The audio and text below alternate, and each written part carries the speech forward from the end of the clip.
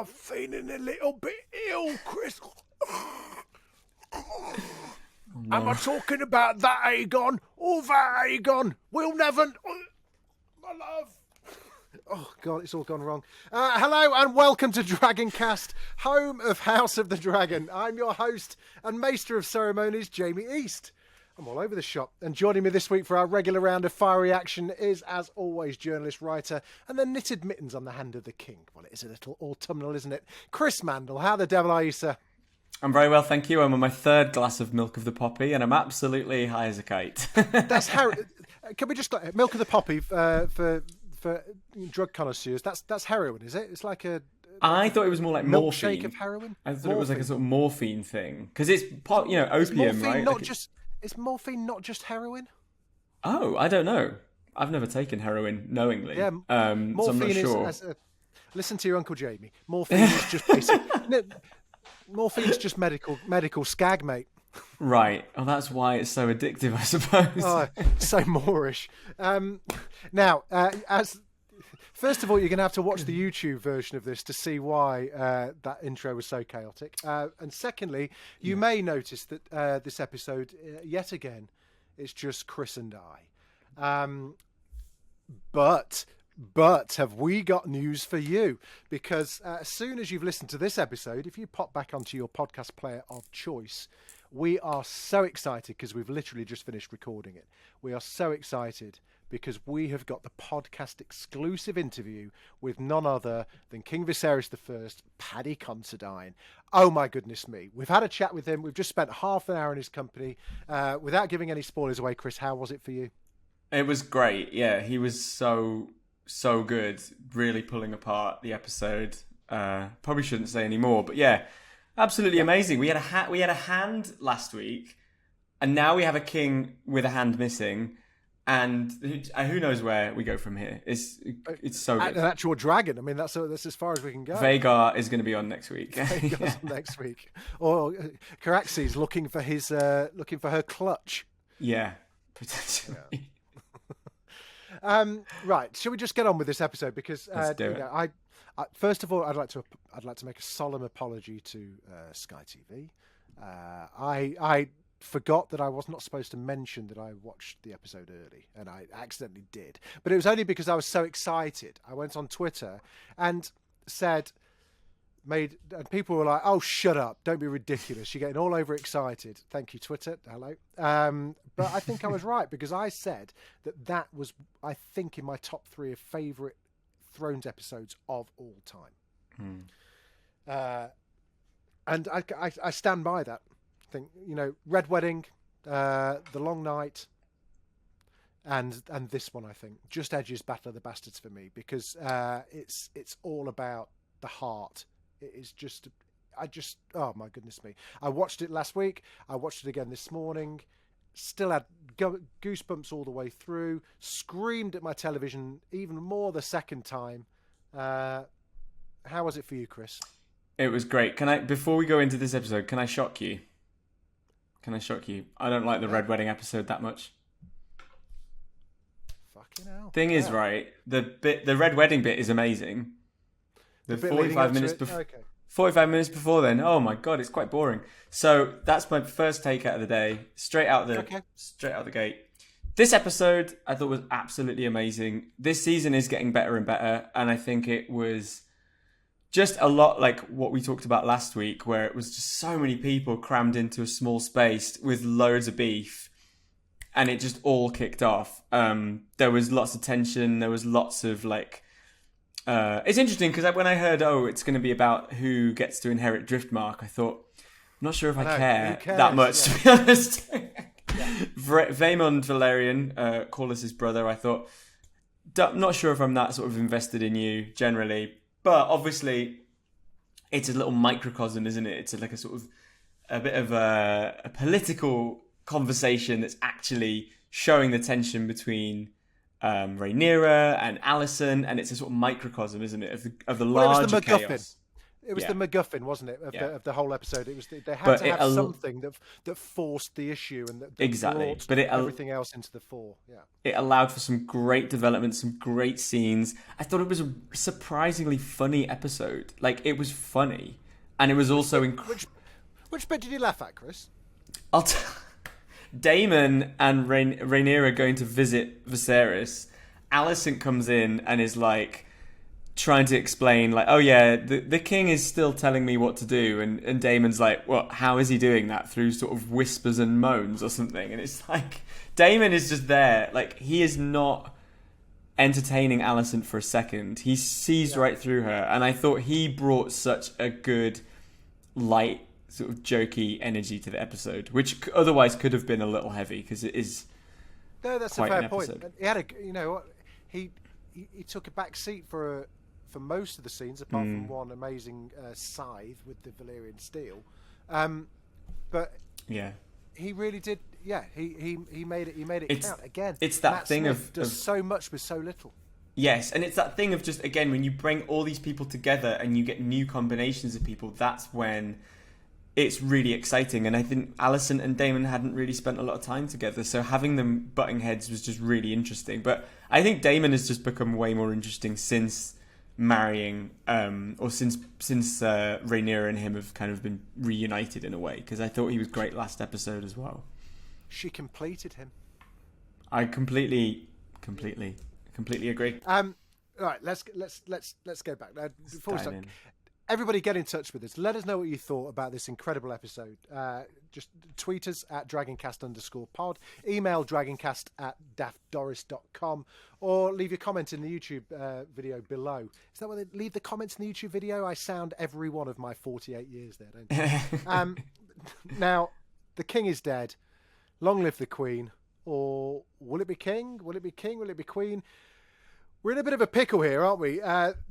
Classic Game of Thrones moment where everything seemed set. Everyone was happy. There was a wonderful speech at a dinner table. Grandad had told the grandkids to stop fighting and just calm the hell down. And it seemed as though they'd listened. And then that pesky heroine fogged his brain and caused him to get mixed up between his wife and his daughter. Carried on telling the prophecy of the Song of Ice and Fire, and mistakenly, Alison took that to mean, correct me if I'm wrong, Chris, took that to mean that his dying breath was that, don't tell anyone, but I was lying. It's our son that's the king. Make it so. That's what happened, right? Yeah, I mean, it's the classic Westeros conundrum. If everyone names their child Aegon and the dying king's wishes are for Aegon to be king, it will create a few problems. Rhaenyra visited Viserys earlier in the episode to say, I need help.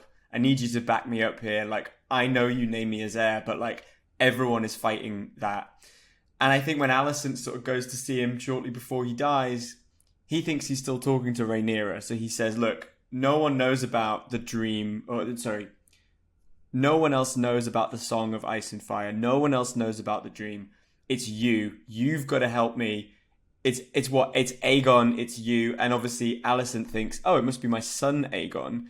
And of course he means Aegon the First, the one. Now, in any normal world, what would happen now is that Allison would go, oh my goodness me, my husband's dead. Rhaenyra would go, oh my God, my dad's dead.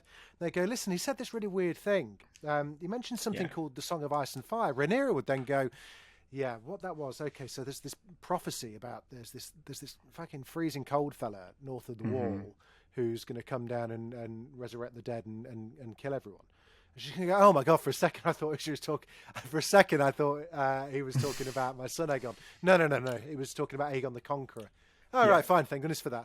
And they move on. It's not going to happen, is it? That's just... No, they're not going to sit and talk about it. They both feel like they know something the other one doesn't. And they both feel that closer to Viserys, I think. I think Allison took this as confirmation. His dying thing was to let me in and tell me the thing that he couldn't tell me.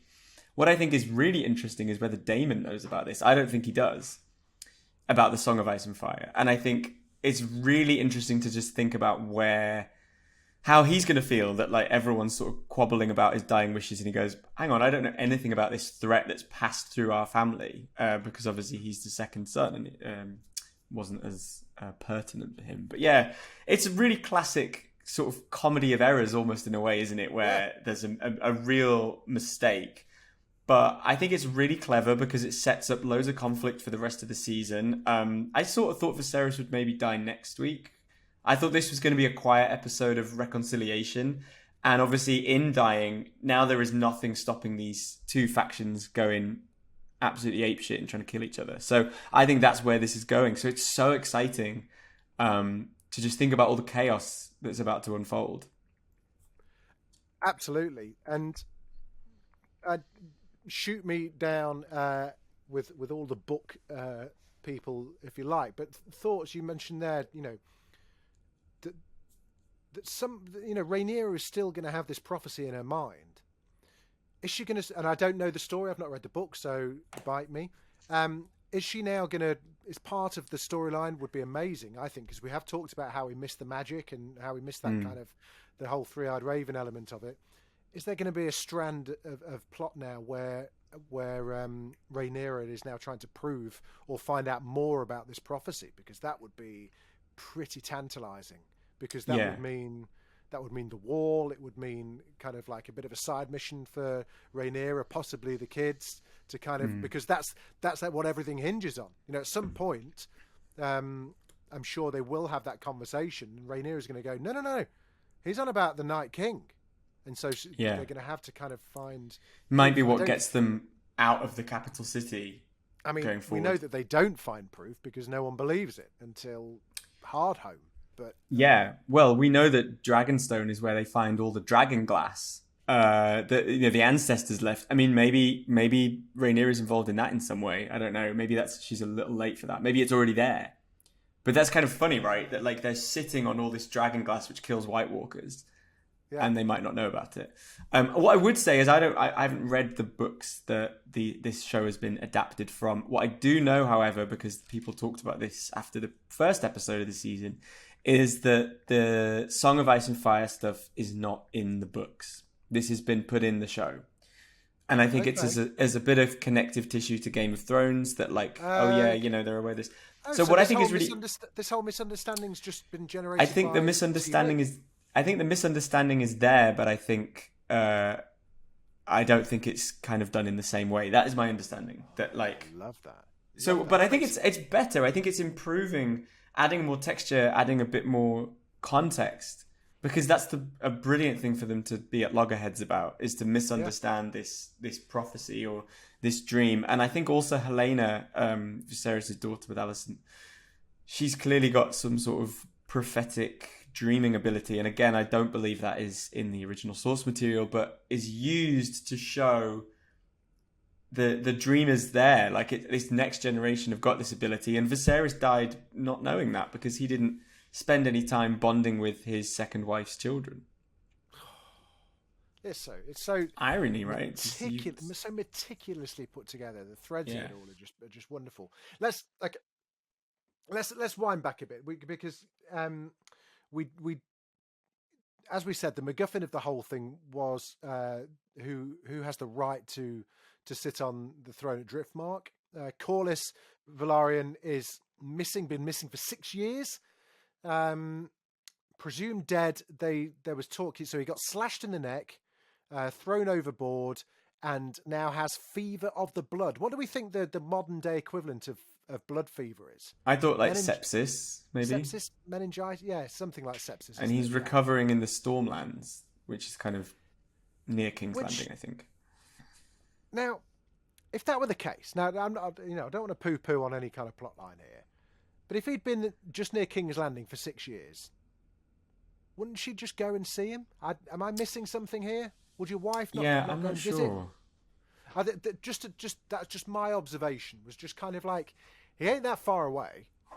And you're all going, oh, I don't know if he's dead or not. Yeah, there are people. Someone's got a dragon. Your kids. We're all going to King's Landing. Anyone else need anything on the way? They're like, no, I think we're fine. I'm just gonna go and see if Corliss is alive. Does anyone need any milk? Yeah, exactly. You just literally pop over and see, or at least unless he's gravely, gravely ill and couldn't send a raven, you'd at least send a message to the missus, wouldn't you? That's just my thought.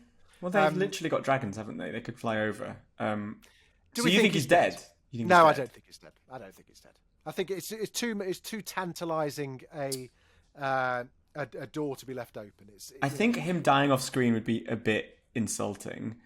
But yeah, my thing is like, show me the body kind of thing. I think it's just maybe it was a bit too much for him to die and for everything else to go on in this episode.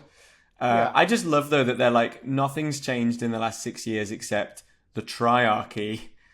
Triarchy's back. It's like, fucking hell. It's like getting rid of cockroaches, isn't it? Like, yeah, they just keep coming back. So yeah, that was kind of funny that he's been away for 6 years and then only just got round to doing it. I mean, I think I don't want to kind of, I hope that people mourn my passing for many, many decades, but if my family was still sat around 6 years later wondering what to do next, I'd be like, come on, guys. It's like there's direct debits to be sorted out here. Yeah. You'd move on, I think. One little scene which didn't seem to have that much significance in the capacity of episode 8, but I think will have moving forward was Daemon going on this kind of Indiana Jones archaeological kind of visit and found a clutch of Syrax's eggs. Now, you've said before that you've enjoyed this element of exploring how dragons function. We've not yet seen one take a shit yet, though. Come on, Miguel, sort it out. But we have seen how they lay eggs, and that's seemingly they find a little private crevice somewhere, bury them in lava. I'm going to say it's some like cooling kind of rock. Good scene, I thought. I thought it was really interesting, and kind of what I thought was interesting is they could have explained that in dialogue, but they wanted to show it, and that is something that we have said a few times. Like, I don't quite understand how this works. Like, are the dragons shagging, or are they like? Do you know what I mean? It's I don't want to see that, but like, it's a bit weird. It sounds like you do. You said you made that apology a bit too soon. How else would they? Snakes like produce themselves, don't they? Like, I don't know. Do snakes not shag? Is there no such thing as a snake? Where would I don't know. They can't. I don't think they do. Some animals can reproduce themselves. Like, they don't need. Okay. They have both parts. Hang on a second. Maybe dragons. Dragoncast fans, bear with us 1 minute, because I'm just googling. Do snakes have dicks?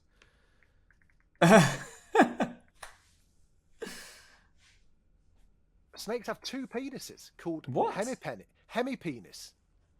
There you go.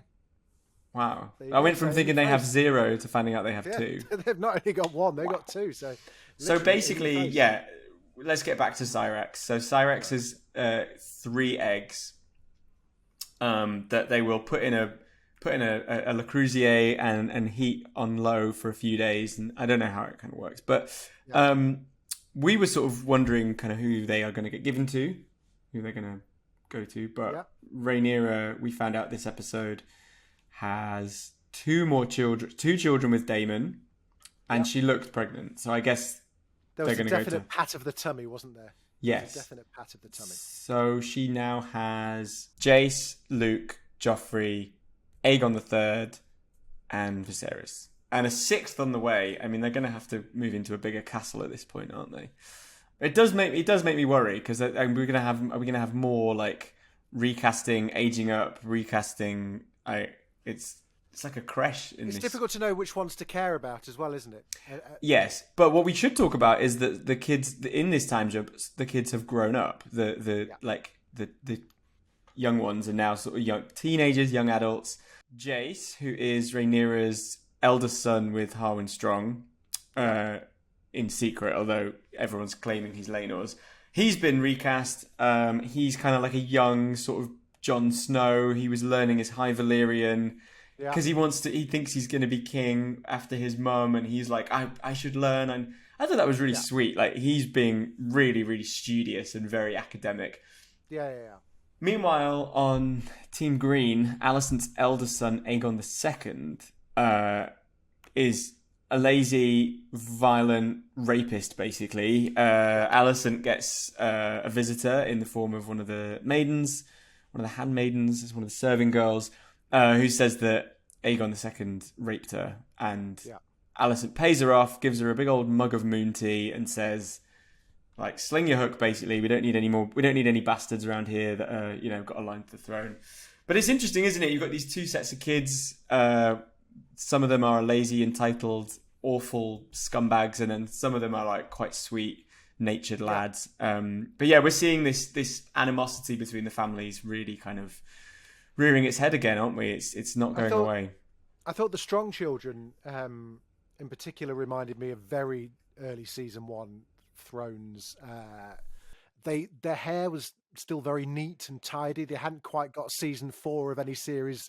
The hair, they looked very made up and kind of. I think they were still trying to find their feet a bit in their scenes. Whereas the Aegon and Aemond were just seemed to be very, very fully formed characters. Eamonn looks about 35. We talked about this last week, but he looks brilliant. He does. There is an element of him where it's just like, it wouldn't surprise you if he appeared in John Wick.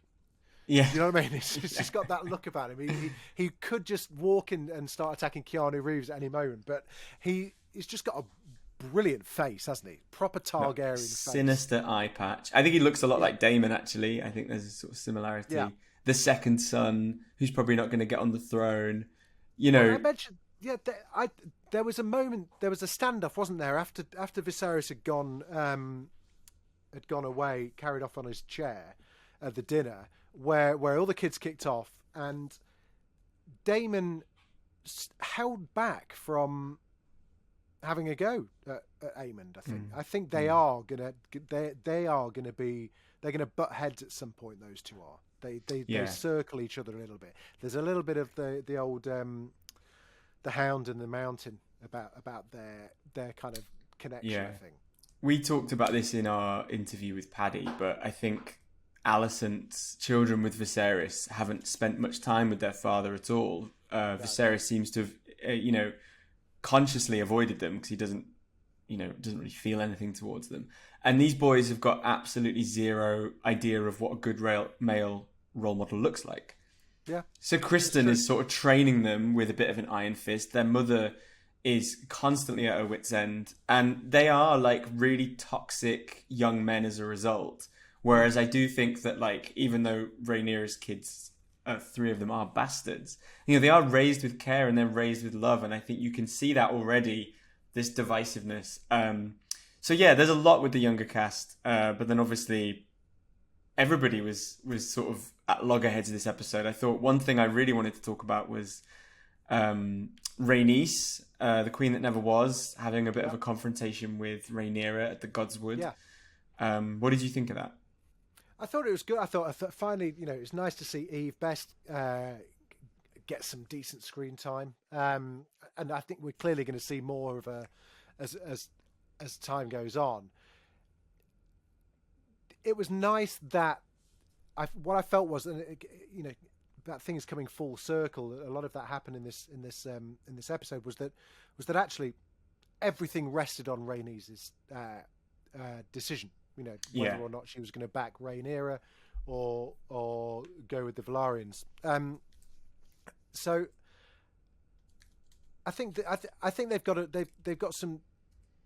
I like seeing Rhaenyra and Rhaenys together because there's a bit of mutual respect there, whereby Rhaenys wanted it but didn't get it, and Rhaenyra at the time didn't want it and got it, and I think she's mothering Rhaenyra a little bit as well, and I think the exchange of they don't muck around, do they, marrying off their kids and chucking away dragon eggs. It gave Rhaenyra an out, and it gave Rhaenys an out as well. It was the logical thing that saved both of them from making really bad decisions, I think. Yeah, they've got a common enemy in the High Towers. I think. But I think also what I found really interesting about that scene was that, Rhaenyra, who was told, like, you have to have a husband, I don't care who, you have to find someone. she's doing the same to Lena and Baylor. She's like, you're gonna have to marry my boys. Like, sorry, that's how it goes. And I think it's really interesting where you're seeing it going. Like, look, I know you want to be free. You might want to be free spirited like I once was, but like, tough shit. Like, my back's against the wall. I need support. And yeah, she made what Rhaenys described as a generous offer or a desperate one.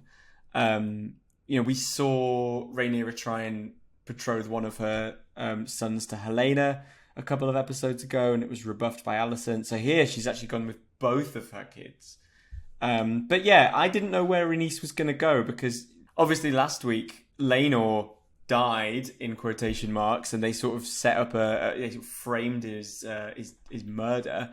And Rhaenys obviously thinks that Rhaenyra and Daemon were involved in that. How could she not? Because minutes later they've gone and face painted with their own blood on the beach, and they've got married.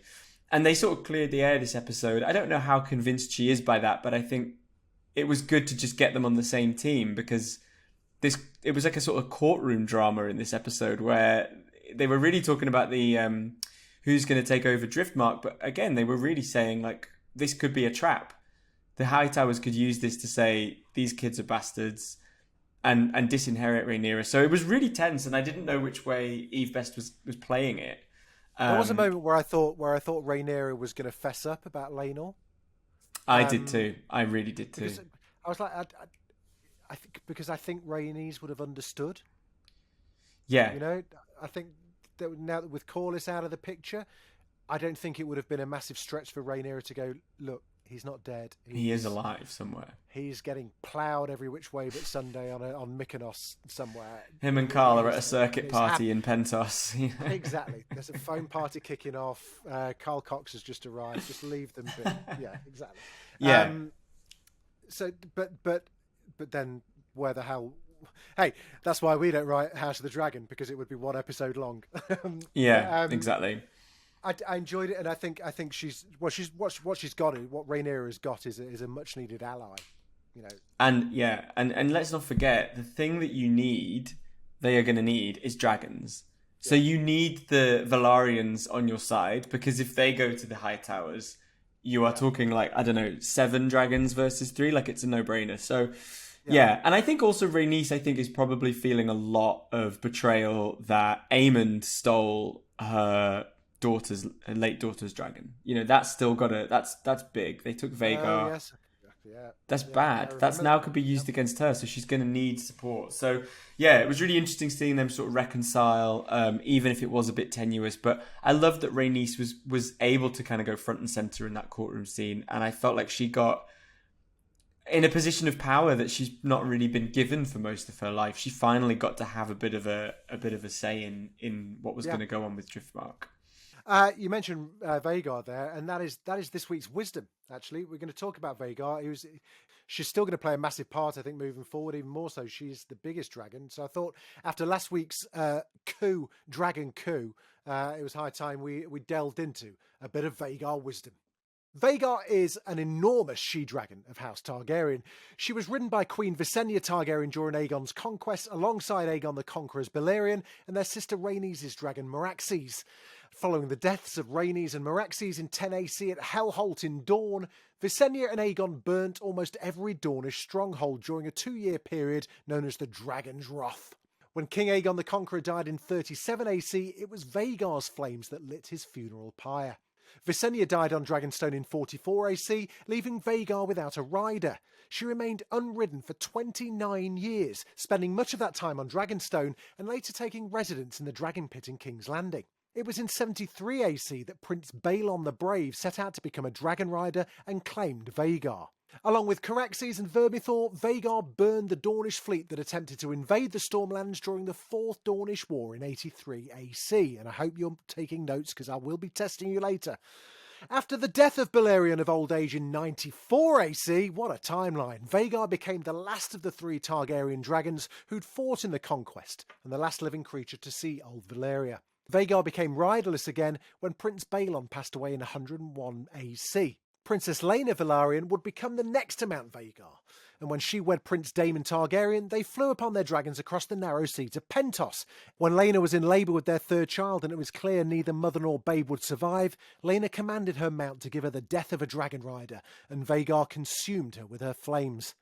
Now Aemon Targaryens claim Vhagar, becoming the fourth to mount the great beast and giving the Greens a massive boost in firepower. Vhagar's grown almost as large as Balerion and is now the oldest and largest of the dragons in Westeros. She is the hardened survivor of countless battles, but only time will tell if there are more yet to come. Battles, that is, not dragons. Welcome back to Dragoncast. This is episode 9 of Dragoncast, but confusingly, and I wish I'd never started it, episode 8 of House of the Dragon is our subject. I'm with Chris Mandle, as always. Hello, Chris. Quick shout out, just a reminder, if you've just joined us late, although do people join podcasts late? That would be a bit weird. Don't forget to go. Exactly, it's very hard to do. You have to make a concerted effort to scrub all the way to the midpoint.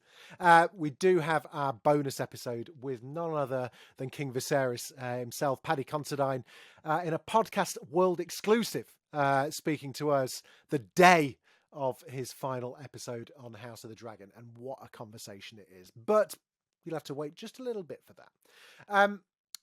So we're in the throne room. It's all kicking off. Everyone's had their say. Rainier is about to say, well, she starts off saying this is an absolute farce. Otto is looking pretty damn pleased with himself. Alison too, and then the door opens and everything changes. What a scene, Chris. What a scene. It was so good. I mean, I love a courtroom drama at the best of times, but what I loved is that Viserys managed to dramatically open the doors at that time, given it takes him like half an hour to get down the stairs. He must have planned it at 4 a.m. Like, it's going to take, I'm going to have to go here, I'm going to have to stop for a rest. I loved it because, you know... It's like the sloth in Zootopia. Yeah. Oh, yeah. But, you know, this episode's been so interesting because the Hightowers are pretending to, like, work on behalf of the king, speak on behalf of the king, and even sit on the throne. Alison and Otto both sit on the throne, which, given that they're not the king or the queen, technically, is a bit of an affront. So to see Viserys and to see their reactions was really, really interesting.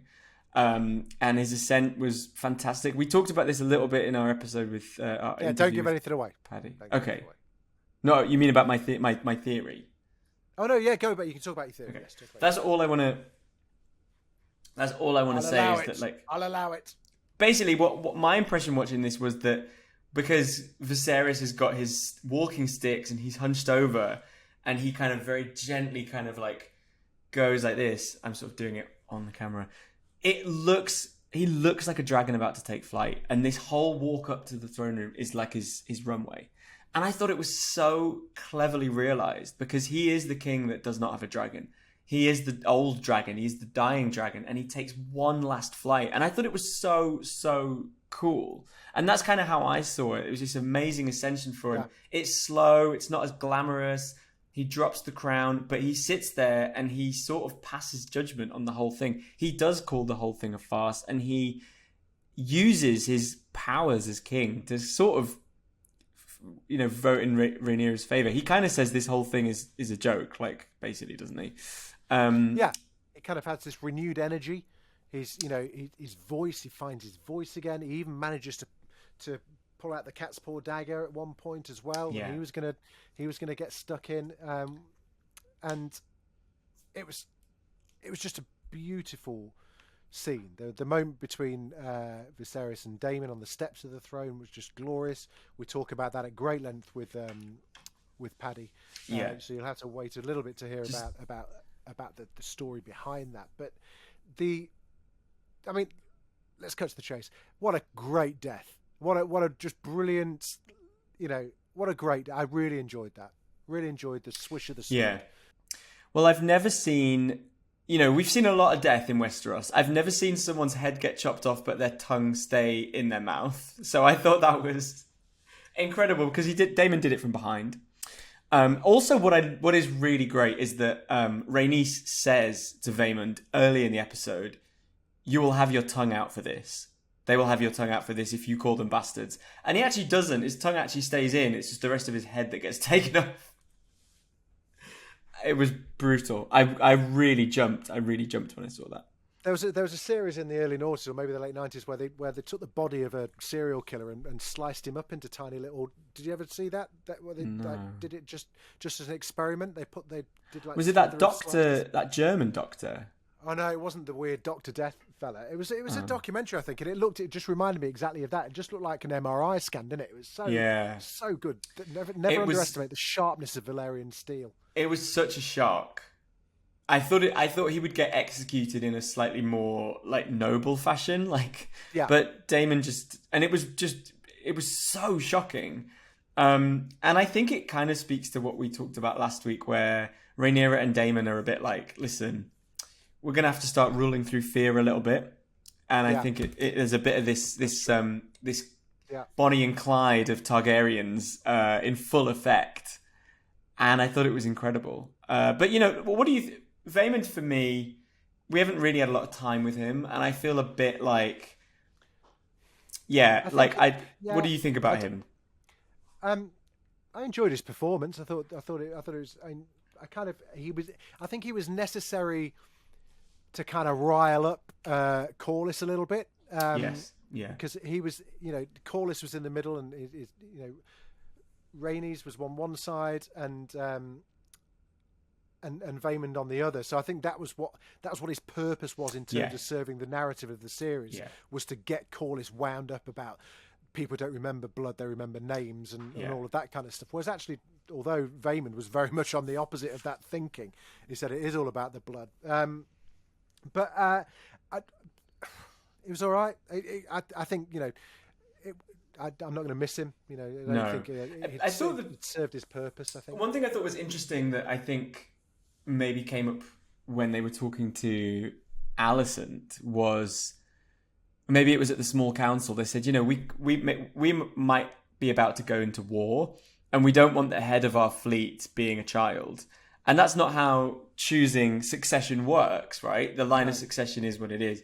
But I was a bit like, I can sort of see like a slightly businessy case for like choosing this role strategically.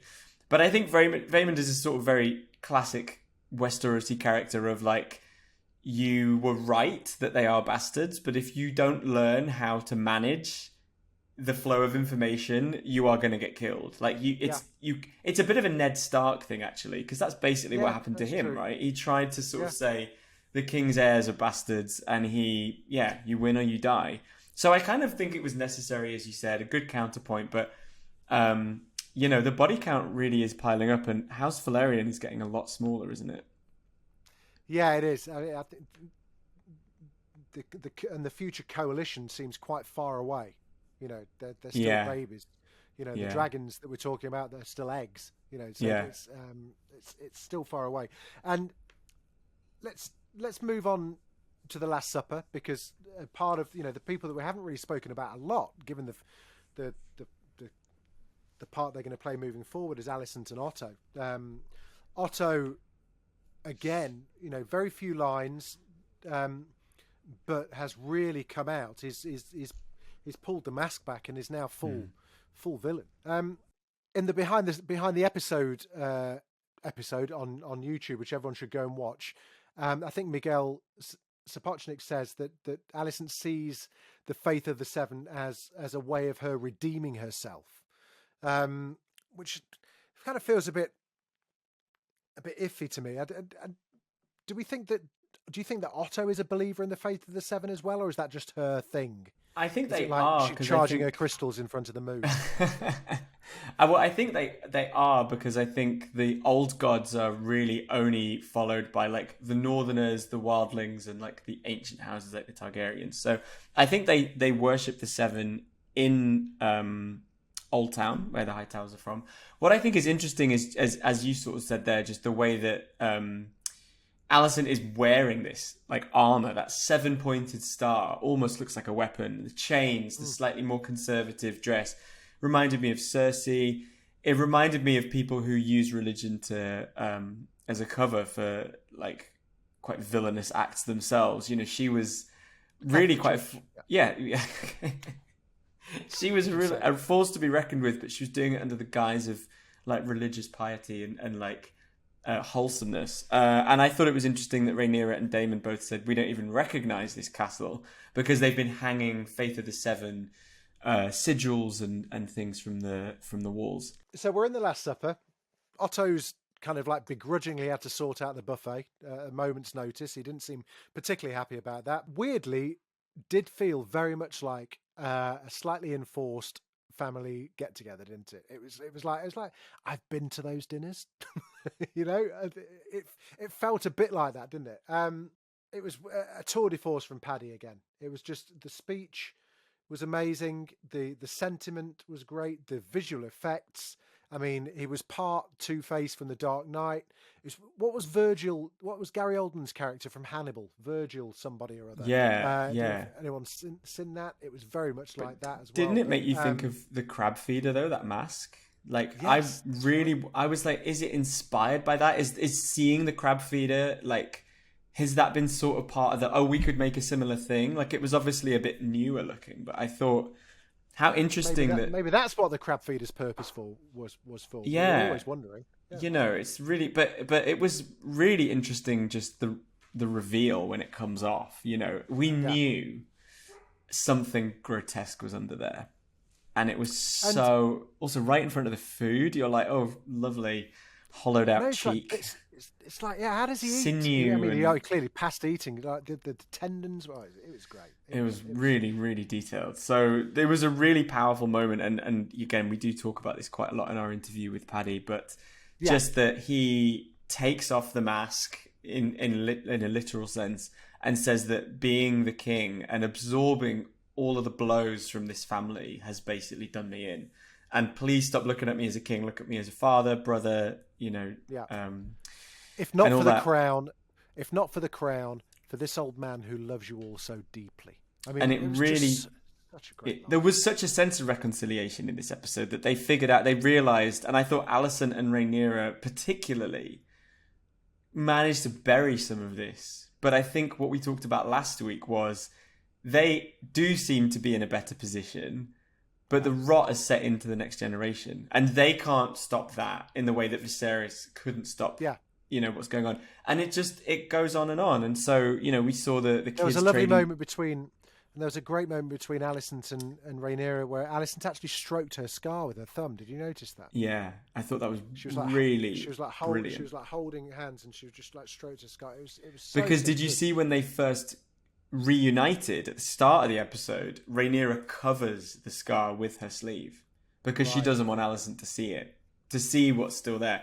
And so that moment when she touches it, and I really thought like, oh, they are sort of towards mending this. They were. They were reminded that they were friends. That it was and that actually they've ended up where they are because of men, because of the patriarchy, because of they didn't sign up for this. They didn't sign up. They didn't sign up to be enemies. They were forced in. This is just where they were forced. There was.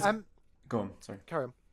I was going to say, speaking of that, you know, there was a lot of animosity in that scene. What I loved was Jace, Rhaenyra's eldest, having a dance with Helena, which just sort of didn't have a great deal of context, but it was really sincere. And she seemed really happy, and it was just like, oh yeah, there's something really warm about this family. And just Jace, to me, absolute standout lad. Like, what a sweetheart. Good lad. And even Helena, like, she seems fairly less evil in the grand scheme of things, and I just loved that moment where they stood away and they were just having a bit of time together. I thought that was really nice. Who was Helena on about? Where they were talking about, obviously there was the going on about sex, but you know, Jace and Aegon was teasing Jace about sex and all of that kind of stuff. But then Helena stood up and said, it's not too bad. He usually ignores you except when he's drunk. Is she referring to someone? She's referring to her now husband, which is Aegon.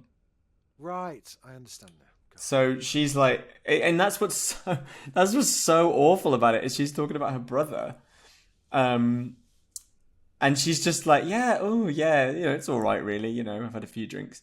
So Aegon and her were betrothed, I think, last episode, and then now they are married, and I wasn't sure, but like. Maybe she's pregnant as well, I don't know, but She did say something this episode that I put the subtitles on for. You know, Helena is now a dreamer, right? So we have started to see the things that she's a dreamer. She said, I've written this down, beware of the beast below the boards. Yes, I wrote that down as well. What does that mean? So, my immediate thought was the dragon pit, because there are dragons underground. Yeah. I wonder if, like, Vhagar is going to break out, or if one of them is going to go kind of wild and kill a load of dragons, or, like, something about the dragon pit. Yeah, I think you're right. Maybe that ties into why we were shown where the nesting bit was. Must be. It must be. Because one thing I did think, like earlier on in this episode where you counted out how many dragons there were, I was thinking, that feels like too many dragons. That feels like a lot of dragons. It feels like, 10 dragons? I'm kind of thinking, I don't think there's going to be 10 dragons fighting each other. That doesn't listen, we all pay our Now TV subscription, but even all the subscriptions in the world can't afford for 10 dragons to be carrying on. How many goats? Yeah, exactly. How many goats? Well, it's interesting we've not seen any dragons die yet. And I do think whether through age, whether through accident, some of them won't grow up to be really big. Some of them might die in their infancy. You know, there's got to be a bit of a clearing of the decks at some point. So, and I was it last episode where I said I was going to try and work out who Daenerys's... Are their grandparents? Is Daenerys' dragons' grandparents alive yet, or are they? I don't think they. I mean, it's hard to tell because Daenerys' dragon eggs were petrified, so they were sort of almost fossilized. I think it'll be a bit soon. I think all the ones that there are eggs of will hatch and be dragons that her three may descend from. But I sort of don't mind. I don't feel like I really need them to like join the dots up that much at this point. No, I was just intrigued. Definitely. The passing of time. Are any of these dragons here going to be parents to Daenerys' dragons? Now, and all that, Last Supper over. Everyone's like, that's nice, lovely stuff. We can all pack up. That was the last episode of House of the Dragon. It's all been sorted. Thank you very much. The end. And then, in such a brilliant scene that had me screaming. The misunderstanding, the miscommunication, whatever you want to call it, just brilliant. You know, Alison just saying, "I understand, my king." I mean, she didn't. You literally didn't. You misunderstood it. You stupid person. I know. But in her mind, she's now clear on what she must do, and that is to overthrow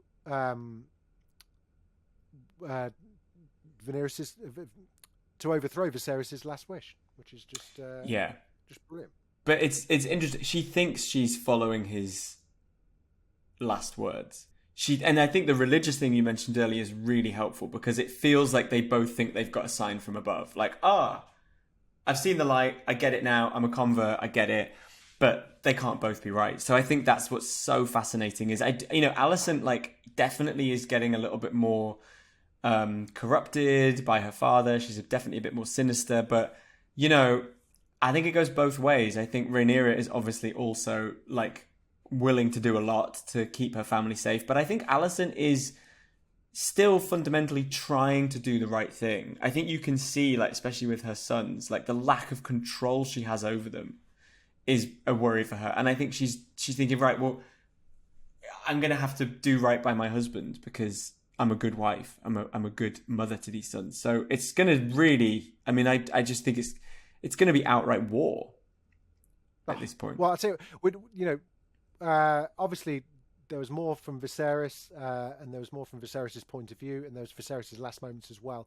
No point in us talking about that now, because you know what? We've already had easily the best conversation that anyone on the planet could be having today of all days about those last moments of Viserys, because we asked Viserys himself. So Paddy, and he spoke so eloquently and beautifully about it. You're just going to have to wait for the bonus episode, which will have dropped probably by now if you're listening to this. It's there, so go and listen to that.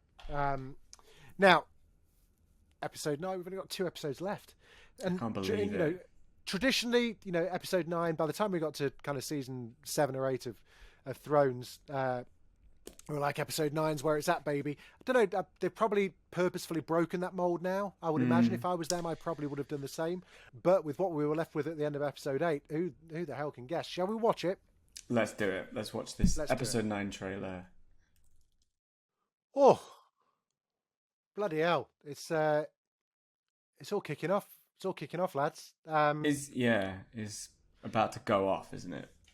So, from what I can gather, there, it's pretty obvious that in light of Viserys' death, Alison reveals what she believes to be his dying wish, which was for Aegon to be king. We see Otto. They seem to have locked the throne room, saying the door remains shut until we finish our business. One of their small council, I forget his name. Is it Lord Beesbury or the Lord Beesbury, the Master of Coin? I think he is, isn't he? Yeah. He was saying, this isn't just treason. It's what's the word he used? I think he said it. Yeah, seizure. Yeah, it's a seizure. Seizure. But no glimpse of Rainier, no glimpse of Daemon.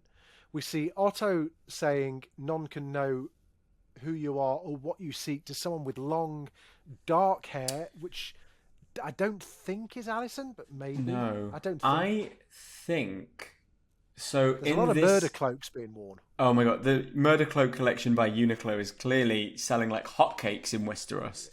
No, I think so. There was a new character in this episode, in episode 8, who is like a twin. There's these guards that are twins, and they're played by Luke and Elliot Tittensaw, who were in Shameless. Do you remember that? Okay. Played Carl in Shameless. And I saw them in the cast, and I was like, oh, when are they going to come up? And Alison spoke to one of them, Eric and Arik Cargill. God, the fucking names again. Just give them different names. Eric and Arik. Producer Connor just put that in the chat. Eric and Arik. I mean, for goodness sake. Guys, at least there was one of them not called Aegon. Do you know what I mean? So they are guards. I think they have different kind of roles in the... I kind of thought it looked like it might be one of them, but I can't be sure. Okay, fine. Well, I'll take that. That makes a lot of sense. So we don't see Daemon, we don't see Rainier, but we do see Lara Strong speaking to Alison, saying, "I found out something you should know." Mm-hmm. Then that cuts very quickly to a very small Targaryen child in prison, which I presume is that was your man. Again, they all look like baby Boris, don't they? Yeah, and one of the new ones. No, because Joffrey's got strong hair, hasn't he? So I think it'll be either Aegon III or Viserys, or the new one. It can't be the new one because I think he'll be. No, it can't be the new one. I think this is literally. But it looks like they lock up any Rhaenyra loyalists, because they were putting some of the maids and stuff in the cells, and there's a baby in a cell, which just seems absolutely. It's like Alison Hightower's like putting children in cages on the Mexican border. It's her sort of Mexican border moment. Yeah, locking up all the kids. And we see Rhaenys. We see Kristen Cole getting stuck in, and so he's gone. So we see that. So this is the look. You remember a couple of episodes back we were talking about the looks and the relationship between Kristen Cole and the other Kingsguard, the guy, the bald guy with the beard, Graham McTaggart. Oh, Graham McTaggart. Yeah, we see those two at fighting. Harold Westerling. Thank you. Harold Westerling. Yeah, so we see those two at each other's throats with swords. So yeah, it looks like it's a coup of the highest order. If you've seen Connor's suggestion is that the blonde baby is Aegon's another like a bastard of Aegon. Like he's got another girl pregnant and she's had a little baby. And they're like, oh no, you're actually like you're like an heir to the king, future king. Like we need to lock you up. Jesus Christ. They're going to start killing babies, aren't they? It's going to be too much. Yeah, I don't think we need that. We see a very angry Aegon. He doesn't look happy. He doesn't look like a man who's pleased to be crowned king. Mm-mm. But then, pleasingly, Rhaenys seemed to play a bigger part in that. Yes. We saw her going into the door earlier on, and then it's her voice at the end that says, "Have you never imagined yourself on the Iron Throne?" We don't know who she's saying it to. I thought from the trailer that she'd been locked in her room as well. Do you not think? Is that what she was? I thought she was kind of like banging against the door. Yeah, there might be a bit of subterfuge where they're playing Rhaenys' voice over someone else's hands with the. It looks great. I think this and 10 just feel like maybe they could be like a 2-part sort of finale in a way. Yeah. It's going to kick off, isn't it? It is. And I've got, and beautifully, and my favourite part of it is I've got no idea how it's going to end. I think you're right, though. I think they've broken, I don't think it's going to be like a traditional episode 9, but who knows? There's no mic drop, I don't think, but it looks absolutely fantastic. Wow, I can't wait, Chris. We do have a question to pose to our listeners, actually, and it's kind of unrelated to House of the Dragon in a way. We're really bowled over by the success of the podcast. It's been fantastic, and it's been growing every single week, and we don't want to stop. Mainly because me and Chris dearly love each other. We do, but also it just seems like such a waste of a great conversation, because this is my favourite part of the week, hands down, is spending this hour talking about House of the Dragon with Chris and to you guys and getting your feedback as well. So here's the question. How do we keep Dragoncast going when there's no House of the Dragon? Obviously there'll be bits of news feeding through, but my intuition is telling me that we're not going to see season 2 of House of the Dragon until April 2024. I think. Yeah. That's not based on any insider knowledge whatsoever. I just think that Game of Thrones was traditionally premiered in April. I think a bit like the London Marathon after COVID, they're going to try and get back there eventually. I think so. So that's a long time to be without this series, and it feels a bit weird just to kind of drop it in 2 weeks' time and say, well, we'll see you in about 18 months. So we'd like your opinion on that. Would you like to hear us keeping on talking about, obviously we'll be true to Thrones Land and true to Westeros whenever there is any news or opportunity to speak to anybody, but kind of thinking there are other shows as well that we could be talking about, which I think you'd probably like as well. I think if you like Game of Thrones and you like the kind of shows that we like, then The Last of Us is coming up. That looks brilliant. There's that one with what's the one that's on the peripherals? That looks pretty good as well. There's a lot of good telly out there. There's some great telly out there. Even scope, once we've finished this season and we know how the season 1 ends, there might be scope for a deep dive back into House of the Dragon and, doing a kind of, let's see if our opinion on things have changed, the things that didn't work, maybe they work better. There's maybe details very early on that we've missed. So that could work. Yeah, but, this is true. Yeah, we might have a long wait unless HBO want to send us on set and just report what's going down. Get us out there. Why wouldn't they? Apart from Paddy could take us. Paddy. Oh no, he's not on. He's just shit. I wonder if his pass still works. Maybe he's. Can we get Paddy's swipe card off him? I just thought, we've got a new friend, Paddy, and then I just remembered he died. That's why he's our friend, is because he doesn't need to talk to us about House of the Dragon anymore. That was my meal ticket. Okay. But listen, get in touch. Leave us a Twitter comment at dragoncast_pod. Send us an email, dragoncast@daftdoris.com.